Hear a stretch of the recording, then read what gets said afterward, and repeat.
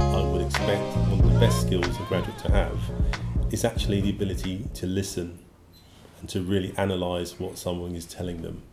It's a good point because the briefs you'll be working to are coming from a range of potential clients, and they may all brief in a completely different way. So it's listening.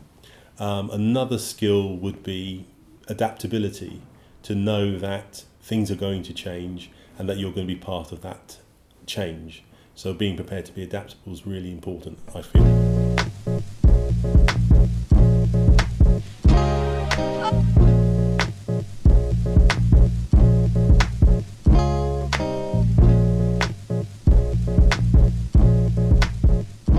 Quite often students want or get the impression they need to be like the greatest designer in the world. But if you're the greatest designer in the world and a bit of a dick, no one's going to want you in the studio. Whereas if you're quite personable, if you get on, if you do things that you're asked, if you show enough interest and initiative and are a capable designer, actually you're going to find that people are going to want you around because you're good to spend time with. You'll stay an hour or two later and contribute and show an interest. So I don't think it's always about being the latest and greatest graphic designer.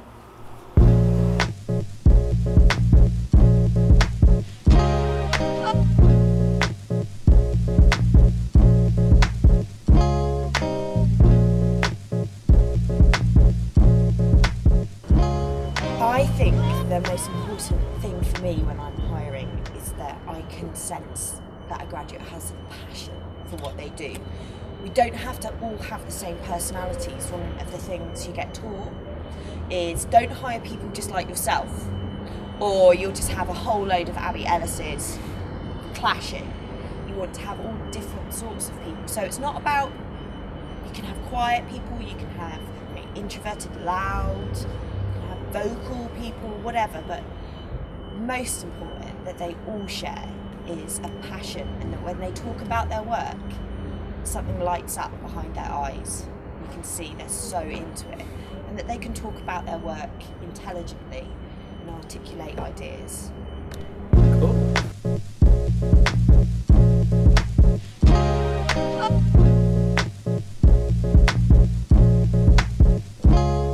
I don't expect a graduate to be fully rounded. I don't think we're ever fully rounded individuals. All the way through our careers, we're kind of developing our personality. So I don't expect someone to come knowing it all, knowing everything. But I think an open mind is really important to come with. I think you have to be able to communicate. We're in the industry of communication.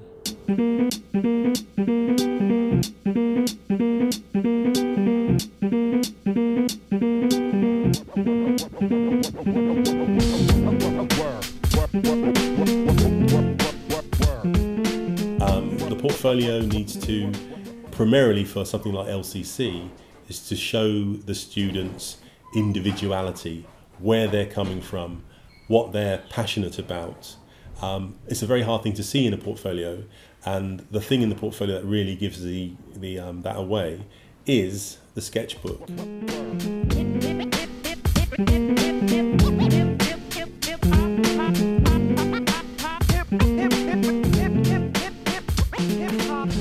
I don't want to see prettiness, just making things attractive. What's the idea behind it? What's the purpose? And I want to see that someone's pushed something and taken it to a place I wouldn't have thought of myself. I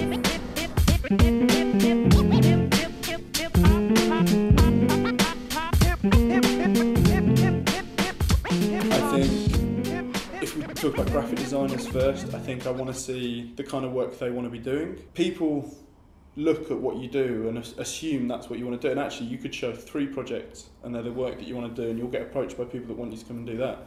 I think illustration's the one which is easier to sort of identify, which is you'll get commissioned off that style of work that you show. And if you've got a massive breadth of styles, then great, but if not, just show the work that you want to be doing, and I think that's what people sort of respond to.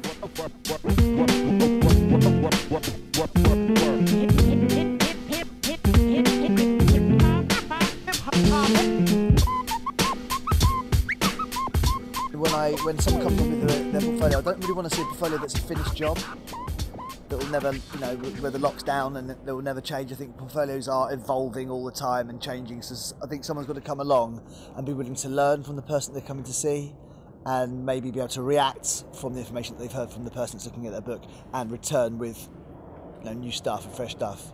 If you think how we work in the industry, we're constantly having our work torn down and starting again and back to the drawing board. It's never ever finished. I think that's how your portfolio has to be it a digital portfolio or a proper working case.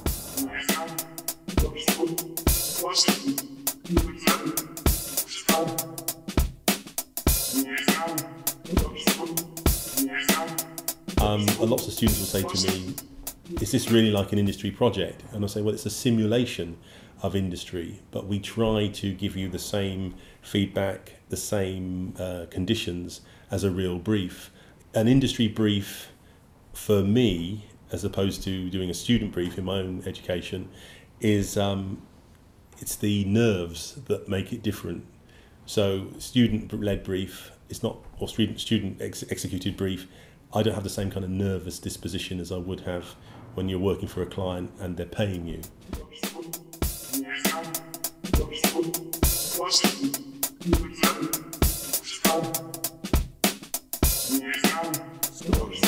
So I think projects always have to have a beginning, a setup, the work, a middle, and then an end, a wrap up as well. So I think it makes sense. So there are often occasions where you can't always be one-to-one when you're showing your portfolio. So I think your projects have to speak for themselves, and we often find that kind of Janet and John approach works with clients as well. That we kind of, everything's there to be read and understood, but also it can help with you voice it over as well. But I think definitely just consider narrative, that you're always telling a story with your projects. You know, you set up and start, and then the work can speak for itself. It might need a little bit of conversation as well, and always try and wrap this stuff up as well.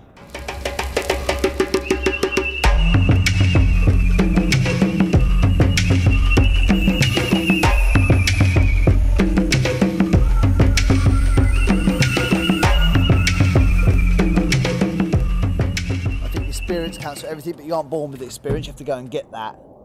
I find some of the best creatives don't always come from the colleges. They come from Marks and Spencer's, where they've worked on the shop floor, or maybe they've worked for their dad as a painter and decorator, and decide they want to do something with ideas. I mean, all of our great ideas people didn't go and learn that. You know, your Picassos and your David Putnams and whatnot. You go out there and you get experience. You learn on the job.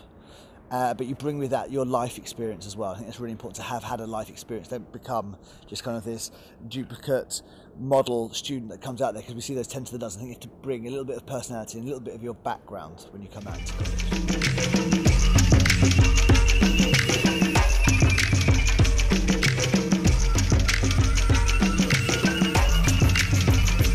The graphic designer who is coming in to solve graphic design jobs needs to have the skill set to do those things, and therefore I don't really care too much about the A4 CV that says they studied at this place, got these GCSEs, these A levels, enjoys doing this in their spare time. It's not a big one for me. I think studios are looking for the visual work first, to see something that excites them, to then get them in and have that conversation where I think the personality comes through.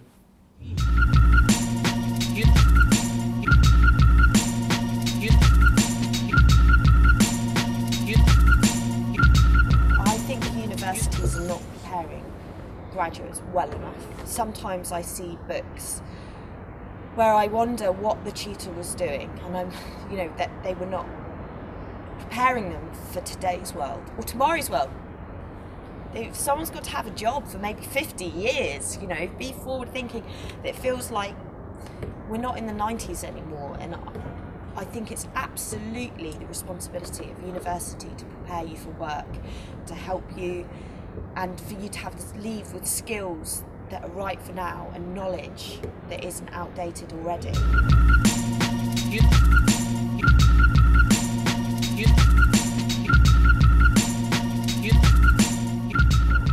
think universities have to be constantly in contact with industry.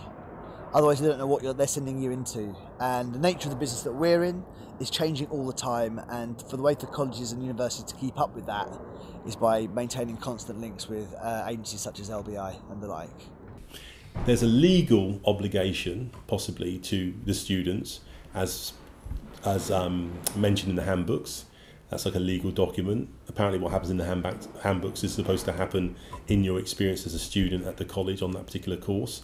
The responsibility, I would argue, is an interesting one, because you could argue that the university has a standard, a benchmark, which it has to work from. But do I know what that benchmark is? I probably don't.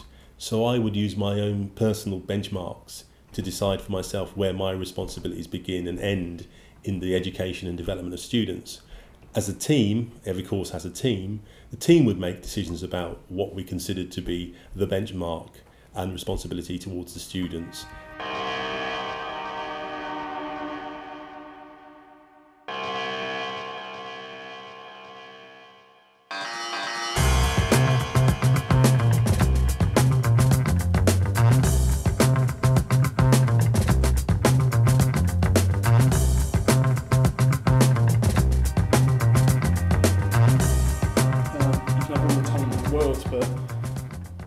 If you're not talking to the right people or showing the right people or putting it on the right, getting it seen by the right people, you can end up just going totally unnoticed. In the same way you could probably have alright work, but if you slogged away by meeting people, showing people, talking to people, you can probably get quite far. So I think it's probably 50-50. It might be interesting to look at who you'd consider great designers and look at whether or not they were always amazing from a young age, or whether or not actually they've worked their way up a ladder to become where they are. I think there is a certain amount of drive that comes from within when it comes to being great at anything. So I don't know about being born, but I think that self-confidence in being good in the first place really helps, and everyone can learn to be better and better and improve your skills. As I said at the beginning, people that are willing to learn are going to go further in this industry. I do think that right from when you're little, a lot of designers probably always wanted to do something creative. We're always creative. You just get better at it.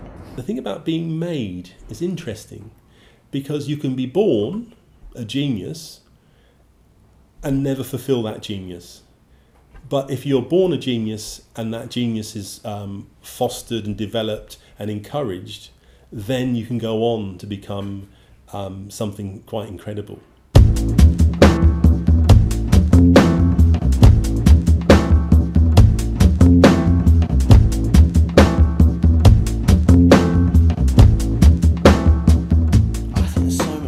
For design education to change. I think I understand why it doesn't. I'm not for a second having a go at universities.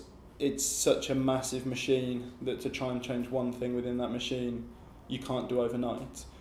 But university seems to be something that for the last 50 years has tried to offer a very similar thing, and it's reacted very tentatively to technology changes, to industry changes, to all this stuff. And I think actually if you were to give it a totally blank slate, I think there's a lot of things that you could do. I think things that I'd look to do immediately would be to throw people into industry within a 3-year course. I would plant a lot more of you guys in industry earlier on to see how you get along. I think you need massive exposure. The course that I did all those years ago, almost 20 years ago, the second year I wasn't really at college. I was in London with my portfolio, going around doing placements and working already. I think that's the thing. I think you need to be planted in the industry pretty early on, just to get your head around what you'll be doing, yeah, and how to behave, what's the correct conduct, who to stick to. And I think in that way as well, you'll create your relationships within the industry yourself. And then when it comes to time to sort of cut those apron strings with the colleges, you'll be ready to go into industry. I would introduce storytelling as part of the curriculum, and that wouldn't necessarily be creating storyboards. I'm talking about the real structure of storytelling, which is essentially writing. So I'd introduce writing as part of the curriculum to help students tell stories in visual terms. Stop bloody going straight to Mac, dudes, and stop seeking influence from other designers. Influence can come from an apple or a piece of art or the ocean or a conversation from words. I don't know, just don't create out of a vacuum. Stop bloody